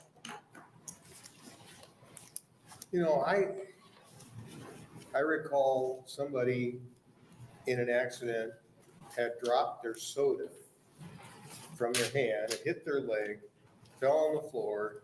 She tried to reach down and grab her soda while she's driving and inadvertently turned the wheel and crashed. You know, how many things can we make illegal? Would be my question. I mean, it's already illegal. You know, when's enough enough? The genesis on this for me personally, I was driving home on the interstate highway and I was going slowly. I was passing a semi truck and the driver was very clearly texting. He wasn't doing MapQuest. He was typing out a message and sending it. I could just watch it right there. And I thought, goodness gracious, we need to do something about this. Mr. Counsel, is commercial license, are commercial license regulations different than regular passenger cars? Yes, the statute. Following statute to this one. So commercial motor vehicles, they cannot text or use a cell phone. First, is it a primary offense? Yes. So your trucker buddy would have been able to be pulled over had a law enforcement officer seen him. Maybe he wasn't a buddy, but you know. Okay. All right, thank you very much for your testimony, appreciate it. That will conclude our hearings for the day. If you could clear the room, we're going to have a exec session to talk about a bill here in just a few minutes.